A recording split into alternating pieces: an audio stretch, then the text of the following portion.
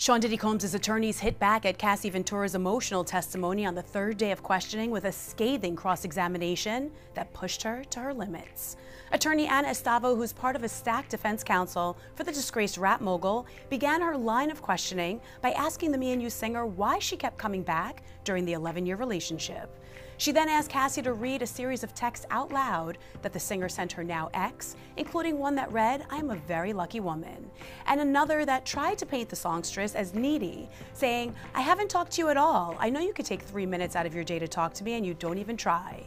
Things in the courtroom heated up when Estavo began to press Cassie on another text in which she said, "I'm always ready to freak off, LOL," and then shared more racy messages from her. However, it was a second explicit text the singer wrote later that day in which she graphically described what she couldn't wait for her then-boyfriend to do to her that finally pushed her over the edge.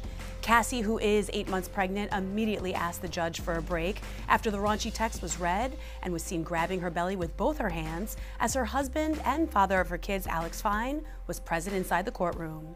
They continued by reading more messages about her and Combs' sex life, where Cassie spoke of the trust she had for the rapper, writing, "I just think that I have to trust you beyond it being sexual. Do you know what I mean? In order for me to be more open with the things we do in bed, this aggressive sexual side of me."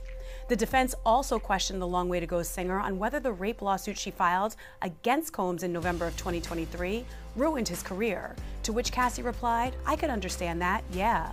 While further addressing freak-offs which pertain to when Cassie engaged in sexual activity with Diddy and an escort, Estavo followed through on the defense's strategy to portray their client as a swinger, not a criminal, asking, "Did you understand freak-offs were consistent with Mr. Combs' description of the swinger's lifestyle?"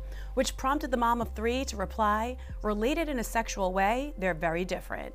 Cassie then detailed witnessing Diddy withdraw from opioid use after freak-offs and said she would consider him an addict. She also noted on the stand that he would be irritated and his mood would go up and down following the extended drug use.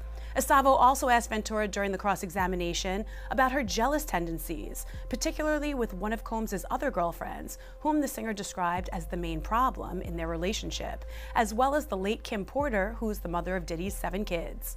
Cassie said, "I had some jealousy of Ms. Porter, yeah," and she also shared that Combs was envious of her fling with Kid Cudi and agreed with the defense that it was partly due to the day and night rapper's stature in the industry. After her grueling testimony, prosecutors told the federal court that they fear Cassie may soon give birth and impact the trial. In a letter to the judge, they said the defendant should not now be afforded the opportunity to hold Ms. Ventura on cross-examination over the weekend, offering him an additional 2 days to review transcripts or risk a mistrial if the witness goes into labor.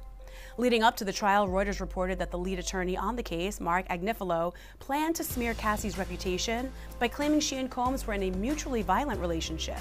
Stick with Page 6 for the latest updates on the case.